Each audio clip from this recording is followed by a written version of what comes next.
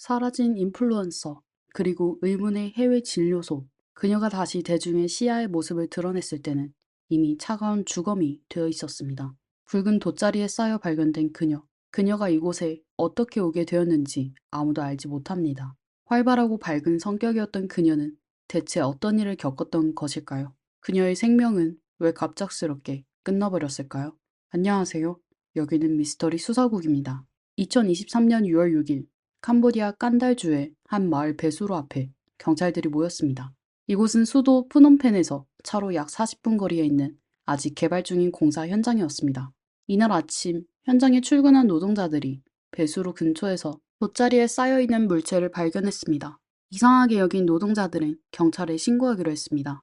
경찰이 현장에 도착해 돗자리를 열어본 결과 그 안에는 한 여성이 있었습니다. 여성의 얼굴은 이미 부어 있었고 몸에는 멍자국이 여러 곳 발견되었습니다. 같은 날 경찰은 한 실종 신고를 접수했습니다. 신고자는 한국인 여성 변아영 33세가 실종되었다고 알렸습니다. 경찰은 그녀의 사진과 지문을 대조한 끝에 배수로에서 발견된 여성이 바로 실종된 변아영임을 확인했습니다. 그녀에게 대체 무슨 일이 일어난 것일까요? 이 일을 벌인 사람은 누구일까요? 사건의 배후에는 더 큰 음모가 숨어 있는 것일까요? 이후 경찰은 한 중국인 부부를 체포했습니다. 하지만 억울함을 주장한 것은 이들 부부뿐만이 아니었습니다. 변아영의 가족들 또한 그녀의 죽음에 대한 진실을 요구하며 억울함을 호소했습니다. 변아영은 1990년생으로 꽤 유명한 스트리밍 플랫폼 방송인으로 활동했습니다. 약 10년 전 그녀는 처음으로 블로그를 시작하며 유튜브에 영상을 게시했고 그때부터 많은 팬들의 관심을 받기 시작했습니다. 특히 그녀는 빼어난 외모와 매력적인 몸매 덕분에 더욱 주목받았고 현재는 한국 최대 스트리밍 플랫폼인 아프리카 TV에서 활발히 활동하고 있었습니다. 아프리카 TV에서는 16만 명의 구독자를 보유하고 있었으며 동시에 그녀는 인스타그램 계정을 운영하며 팔로워 수가 무려 26만 명에 달했습니다. 하지만 사건 발생 3개월 전인 2023년 3월 변아영은 돌연 자신의 소셜미디어에 글을 올렸습니다. 글의 내용은 그녀가 앞으로 방송인의 삶을 포기할지도 모른다는 암시였습니다. 그녀는 더 이상 카메라와 언론의 주목을 받지 않는 삶을 원한다고 말하며 평범한 사람으로 돌아가 조용히 살아가고 싶다는 의사를 밝혔습니다. 팬들은 변아영의 게시글에 댓글로 질문을 남기며 그녀가 방송을 그만둔 후 무엇을 할 계획인지 물었습니다. 이에 변아영은 요즘 자꾸 누군가 저를 따라다니는 느낌을 받는다.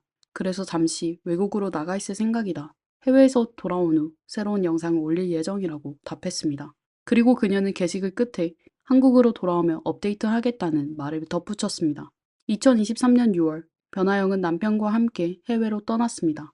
두 사람의 목적지는 캄보디아였으며 그곳에서 한국 친구가 두 사람을 맞이해 자신의 집에서 머물도록 초대했습니다. 6월 2일 세 사람은 푸놈펜 거리에서 도보로 관광을 즐겼습니다. 남편의 기억에 따르면 당시 변아영은 매우 행복해 보였고 여행 중 어떤 어려움이나 문제를 겪지도 않았습니다. 그야말로 평범하고 단순하며 자유로운 여행이었습니다. 그 후 이틀간도 마찬가지로 별다른 일정 없이 편안하고 즐거운 시간을 보냈습니다. 하지만 6월 4일 변아영이 실종되었습니다. 그녀는 친구 집을 혼자 나선 뒤 다시 돌아오지 않았습니다. 이틀이 지난 후 남편과 한국 친구는 상황이 이상하다는 것을 깨닫고 주변 이웃들에게 변아영의 행방을 물었지만 아무도 그녀를 본 적이 없다고 했습니다. 인근 집들에 설치된 CCTV에도 그녀의 모습은 찍히지 않았습니다. 결국 남편과 친구는 경찰에 실종 신고를 했습니다. 같은 날 한 마을의 배수로에서 변아영이 발견되었고 그녀는 이미 숨을 거둔 상태였습니다. 경찰은 한순간도 지체하지 않고 변아영이 머물던 장소 근처의 공공 CCTV 영상을 확인했습니다. 조사 결과 6월 4일 오후 4시 10분 변아영이 친구 집에서 도보로 5분 거리에 있는 시내 중심가에 한 의료 진료소로 들어가는 모습이 포착되었습니다. 그러나 CCTV에는 그녀가 진료소를 나오는 장면이 찍히지 않았고 이 진료소는 출입이 가능한 문이 단 하나뿐이었습니다. 더 이상한 점은 변아영이 진료소에 들어간 지 약 90분 후 진료소의 문이 갑자기 닫히고 내부의 불이 꺼졌다는 점이었습니다. 이후 한 여성이 진료소에서 나와 마치 문을 지키는 것처럼 보였습니다. 약 25분 후 진료소 내부의 불이 다시 켜졌고 영업이 재개되었습니다. 조금 뒤 한 남성이 진료소에서 나오는 모습이 포착되었습니다.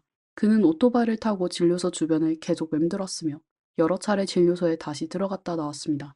몇 번은 앞서 나온 여성을 데리고 다니기도 했습니다. 그날 밤 9시 5분 남성은 오토바이를 타고 마지막으로 진료소를 떠났습니다. 그리고 자정을 넘긴 0시 25분, 그는 파란색 자동차를 몰고 진료소로 돌아왔습니다. 남성은 차를 진료소로 후진해 주차하려 했으나 진료소 입구 앞 도로가 좁아 쉽게 차를 긁을 수 있는 상황이었습니다. 하지만 그는 차를 진료소 안으로 억지로 밀어 넣었습니다. 약 40분 후 자동차가 다시 시동을 걸었고 진료소의 여성이 밖으로 나와 남성과 함께 차에 탔습니다. 이후 이들은 CCTV 사각지대로 사라졌습니다. 경찰은 CCTV 영상을 바탕으로 영상 속 남성과 여성을 추적해 이들의 신원을 확인했습니다. 이들은 바로 진료소를 운영하던 라이원 샤오와 차이 호이쥐안 부부였습니다. 경찰은 이들을 체포하기 위해 신속히 움직였고 체포영장은 사건 발생 후 3시간도 채 지나지 않아 발부되었습니다. 두 사람은 사전 모의에 의한 상해 혐의와 피해자 유기 혐의로 체포되었습니다. 차이 호이쥐안은 39세로 기초적인 의학 지식을 가지고 있었습니다. 그녀의 아버지와 몇몇 친척들은 중국에서 의료 관련 일을 하고 있었기에 차이 호이쥐안이 의료 분야에 발을 들이는 데는 나름의 기반과 자원이 있었습니다. 4년 전 그녀는 현재 남편인 라이원 샤오를 만나 사랑에 빠졌습니다. 두 사람은 모두 중국 저장성 출신이었으며 국내에서는 생활이 순탄치 않았습니다. 경제적 압박과 현실의 무게가 두 사람을 힘들게 했습니다. 결국 상황을 타개하기 위해 두 사람은 캄보디아 프놈펜으로 이주하기로 결정했고 6개월 전 프놈펜에 정착해 한 상점을 임대하여 의료진료소를 열었습니다. 그러나 이 진료소는 의료 자격증이나 운영 허가가 없는 불법 진료소였습니다. 차이호이 쥐아는 캄보디아에서 의료 활동을 공식적으로 인정받는 면허를 취득하지 못했으며 라이원 샤오는 의료에 대해 전혀 문외한이었습니다. 그럼에도 불구하고 이들은 프놈펜 중심가의 가장 번화한 지역에 진료소를 개설했습니다.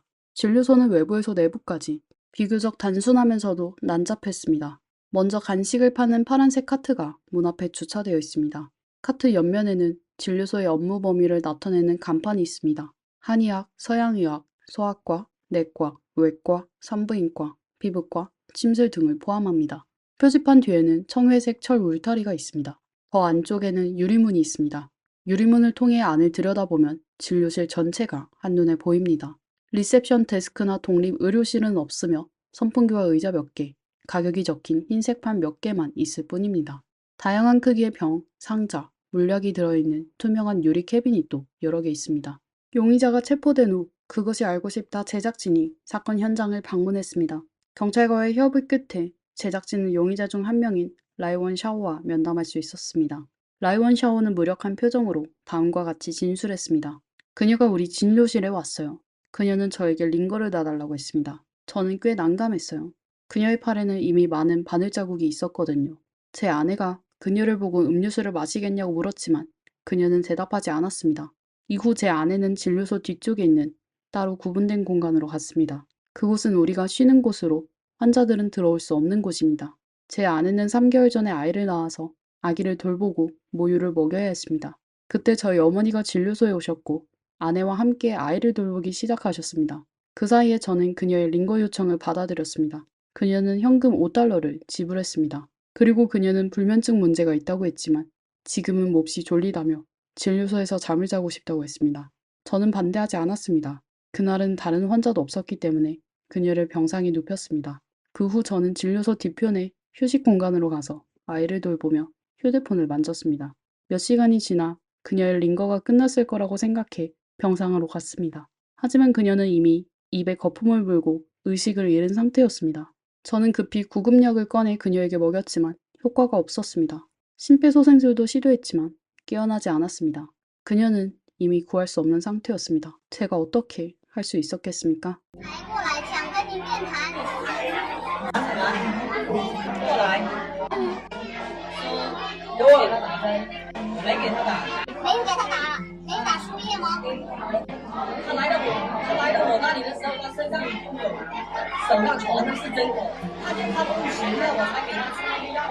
먹는 약만 줬다라는 거예요? 어떤 약? 얼만큼?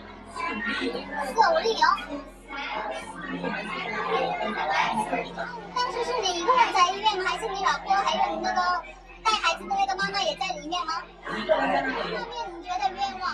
我都没做这些，我为什么会有这种事情？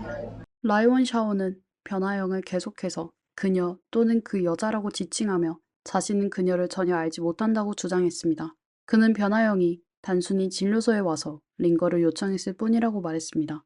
여기서 한 가지 주목할 점은 한국 방송에서 공개된 정보에 따르면 그녀에게 투여된 약물이 알부민이라고 합니다. 하지만 인터넷에서는 이 약물이 생리식염수라는 주장이 많습니다. 이는 중국에서 흔히 사용되는 의료 방식과 일치합니다. 변화영이 지불한 진료비는 단 5달러였는데 알부민의 원가를 고려했을 때 이 금액은 말이 되지 않습니다. 그러나 캄보디아 당국은 약물의 구체적인 정보를 공개하지 않아 정확한 진위를 확인하기는 어렵습니다. 그 후 무슨 일이 있었을까요? 변화영이 폭행을 당했거나 비윤리적인 대우를 받았는지에 대한 의문이 제기되었습니다. 또한 라이원 샤오는 왜 경찰에 신고하지 않고 사망한 그녀를 유기하기로 결정했을까요? 이를 밝히기 위해 기자들이 추가 질문을 시도했으나 현장에 있던 경찰이 갑자기 인터뷰를 중단시켰습니다. 기자들은 경찰서 밖으로 나가야 했고 다음 날에서야 촬영과 녹음을 금지하는 조건으로 인터뷰를 재개할 수 있었습니다. 다음 날 라이원 샤오는 전날보다 훨씬 감정적으로 격양된 상태에서 이야기를 이어갔습니다. 나는 경찰의 어두운 면과 부패에 대해 들어본 적이 있습니다. 이런 일이 경찰에게 알려지면 그들은 틀림없이 거액의 돈을 요구할 것입니다. 그리고 진실을 덮기 위해 거짓 이야기를 만들어낼 것입니다. 이렇게 사건을 조용히 처리하면서 돈을 벌고 골치 아픈 문제도 줄이는 거죠. 하지만 우리 집은 가난합니다. 진료소는 막 시작한 상태였고 나는 가족의 법적 분쟁이나 뇌물 사건에 휘말리는 것을 원하지 않았습니다. 그래서 내 스스로 이 문제를 해결하기로 결심했습니다. 아내가 밤에 야식을 먹으러 나가겠다고 했을 때 나는 자동차를 진료소 안으로 몰았습니다. 아내가 화장실에 간 사이 그 여자를 트렁크에 실었습니다. 그리고 새벽 1시쯤 아내를 식당에 내려주고 진료소 문을 잠그지 않았다고 거짓말하며 혼자 떠났습니다. 그리고 그 여자를 유기했습니다. 나는 죄를 저질렀습니다. 여기 앉아있는 것만으로도 내가 저지른 잘못에 대한 대가를 치르고 있습니다. 하지만 제 아내는 정말 아무것도 몰랐습니다. 그녀는 아기에게 모유를 먹여야 합니다. 그녀가 너무 오래 구금되지 않았으면 좋겠습니다. 라이원 샤오의 아내 차이 호이주아는 조사에서 자신이 사건에 대해 전혀 몰랐으며 사건에 일절 관여하지 않았다고 주장했습니다. 사건 이후 라이원 샤오의 친누나가 프놈펜으로 급히 찾아왔습니다. 그녀는 동생 부부를 적극적으로 지지하며 기자와의 인터뷰에서 다음과 같이 말했습니다. 제 동생 부부는 매우 성실한 사람들이에요. 과거에 어떤 나쁜 행동을 하거나 범죄 기록이 전혀 없었습니다. 게다가 그들은 갓난아기를 키우고 있는 상황에서 굳이 누군가를 해칠 이유가 없어요. 제 동생이 말하기를 그 여자의 팔에 바늘 자국이 있었다고 했습니다. 그래서 저는 그 여자가 혹시 지방 흡입 수술을 했거나 금지된 약물을 복용한 건 아닌지 의심하고 있어요. 지금 인터넷에서는 변화영이 스스로 우유를 소지하고 있었다는 이야기가 나오고 있더군요. 우유는 마취제로 색깔이 우유처럼 희고 점도가 두유와 비슷해 의사들은 흔히 우유라고 부릅니다. 우유는 사람을 이완시키고 빠르게 깊은 잠에 들게 하는 효과가 있지만 한국에서는 처방전 없이 사용할 수 없습니다. 가격도 비싸고 사용 후반부에는 의사가 상황에 따라 투여량을 조정해야 할 만큼 위험한 약물입니다. 캄보디아에서도 3개월 전에 이 약물로 문제가 발생했었죠. 한 한국 코미디언이 우유를 과다 투여해 사망하는 사건이 있었습니다. 그래서 저는 변화양의 링거를 맞을 때 몰래 약물을 바꿔치기 한 게 아닌가 의심하고 있습니다. 제 동생은 그때 휴대폰을 보느라 몰랐을 겁니다. 그리고 결국 그녀가 우유를 과다 복용해 발작을 일으키고 사망에 이른 것이죠. 하지만 이런 자기 잘못으로 일어난 사고 때문에 제 동생 가족이 이렇게 큰 어려움에 처한 것이 안타깝습니다. 변화양의 가족, 친구, 그리고 팬들은 이러한 가설에 대해 강력히 반발했습니다. 가족의 입장은 변화영은 이러한 약물과 전혀 연관이 없다고 주장했습니다. 그녀는 평소 건강하고 마약이나 금지 약물에는 전혀 손을 대지 않는 사람이라고 밝혔습니다. 팬들은 변화영이 밝고 진솔한 모습으로 살아왔으며 공개된 CCTV 영상을 근거로 그녀가 사건 당일 정상적인 상태였다고 말했습니다. 영상 속에서 변화영은 여유로운 걸음걸이로 걸어가며 헐렁한 옷을 입고 고개를 숙여 휴대폰을 확인하는 모습이 포착되었습니다. 팬들은 그녀가 약물을 숨길 만한 공간이 없었다고 주장했습니다. 변화영의 한 친구는 사건 직전에 변화영과 문자 메시지를 주고받았으며 그녀가 평소와 다를 바 없는 정상적인 상태였다고 증언했습니다. 친구는 변화영이 불면증을 겪고 있다는 말도 한 적이 없다고 강조했습니다. 이러한 반박은 변화영 측에서 라이원 샤오 누나의 주장을 정면으로 반박하며 사건의 진실 공방이 계속되고 있음을 보여줍니다. 이후 경찰은 더 많은 정보를 공개했습니다. 하지만 이 정보들은 하나같이 기묘하고 하나같이 어두웠습니다. 우선 변화영이 사건을 당한 날은 2월 4일이었지만 사실 그녀가 이 병원에 간 것은 두 번째였습니다. 거리 CCTV에 따르면 그녀는 사건 하루 전인 6월 3일에 처음 이곳에 방문했습니다. 그녀는 병원에 들어간 지 5분 만에 나왔습니다. 경찰이 용의자 라이원 샤오에게 이것이 어떻게 된 일인지 물었을 때 그는 변화영이 전에 병원에 온 것을 부인하지 않았습니다. 그는 이렇게 말했습니다. 그녀가 주사를 맞고 싶다고 했지만 제가 받아들이지 않았습니다. 그녀는 의자에 앉아 잠시 쉬다가 스스로 나갔습니다. 라이원 샤오는 이 여성이 이상하다고 느꼈다고 말했지만 경찰은 그의 설명에 논리적 허점이 있다고 보았습니다. 겉으로 보기에는 그의 말이 그럴듯하지만 변화영은 6월 4일에 두 번째로 이 병원을 찾아왔습니다. 전날 이미 의사에게 거절당했는데도 왜 다시 이곳에 왔을까요? 만약 그녀가 정말 몸이 안 좋았다면 더 큰 병원에서 치료를 받을 수도 있었을 것입니다. 게다가 CCTV 영상에서 그녀가 두 번째로 병원에 들어갈 때 모습은 아주 자연스럽고 가벼워 보였으며 전날 거절당한 사람처럼 보이지 않았습니다. 따라서 6월 3일 병원에서의 5분이 사건의 핵심이 되었습니다. 그 짧은 시간 동안 무슨 일이 있었던 것일까요? 그리고 그녀가 항상 손에 쥐고 있던 휴대폰은 어디로 갔을까요? 두 번째로, 변화영이 발견되었을 때 현장에 있던 모든 사람은 그녀가 구타를 당했다고 생각했습니다. 경찰의 체포영장에도 이 가능성이 나열되어 있었습니다. 그러나 이 추측은 곧 부정되었습니다. 법의학자가 초동 검사에서 밝히기를 당시 현지 기후가 매우 더웠던 탓에 변화영이 이동되는 과정에서 용의자가 그녀를 끌며 생긴 찰과상이 있다고 했습니다. 그래서 몸에 붉은 자국이 있는 것은 정상적이며 그녀의 시신은 이미 부패가 시작되고 있었다고 설명했습니다. 따라서 그녀가 생전에 구타를 당했다는 말은 근거가 없었습니다. 그런데 이상한 점은 그녀의 속옷이 거꾸로 입혀져 있었다는 것입니다. 용의자 라이원 샤오는 자신이 아무것도 하지 않았다고 주장하며 경찰에게 왜 추가적인 검사를 하지 않느냐고 반문했습니다. DNA 검사는 진실을 밝혀줄 수 있다고 했습니다. 그러나 이상하게도 캄보디아 경찰은 DNA 검사를 진행하지 않았습니다. 이후 변화영의 가족들이 검사를 요청했으나 나온 검사 보고서는 경찰이 그들을 대충 얼버무리고 있다는 느낌을 주었습니다.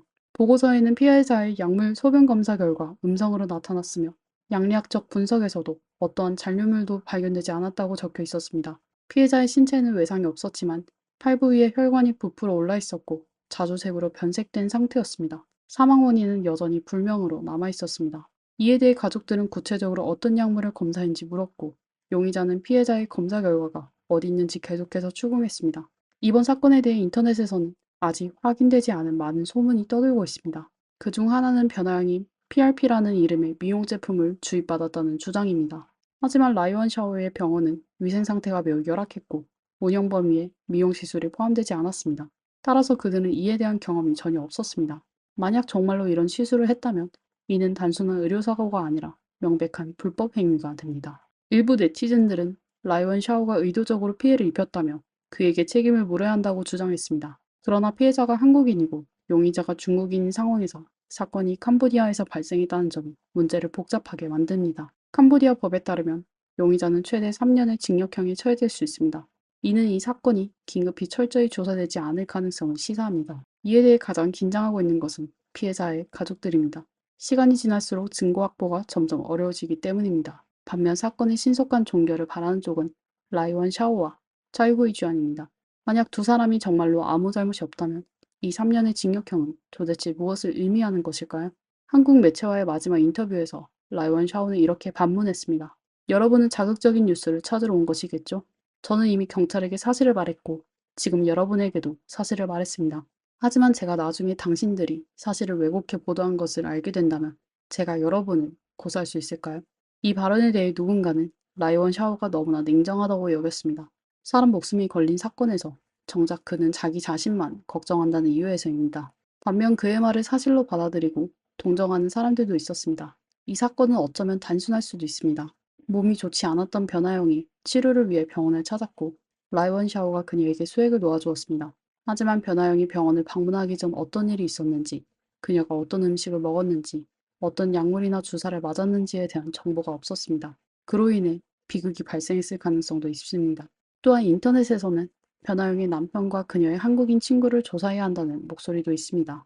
변화영이 사라진 지 이틀이 지나서야 그들이 경찰에 신고했기 때문입니다. 변화영이 왜 여행을 떠났는지, 그녀가 SNS에 올린 누군가가 나를 따라오고 있다는 게시글은 무슨 의미였는지, 라이원 샤오가 누군가를 대신해 죄를 뒤집어 쓰고 있는 건 아닌지에 대한 의문도 제기되고 있습니다. 현재 캄보디아 경찰은 라이원 샤오와 찰구이 쥐안을 불법 의료 혐의로 기소한 상황입니다. 이는 명백히 문제가 없는 혐의입니다. 이 혐의로 두 사람은 3년에서 10년의 징역형에 처해질 수 있습니다. 또한 이들에게는 계획적 상해 혐의도 추가되었으며 이 혐의가 인정될 경우 무기징역에 처해질 수 있습니다. 이 사건이 결말 없는 사건으로 끝나지 않기를 바랍니다. 변화영은 자신이 편히 쉴 수 있도록 납득할 만한 이유를 가져야 합니다. 오늘 이야기는 여기까지입니다. 다음 시간에 뵙겠습니다.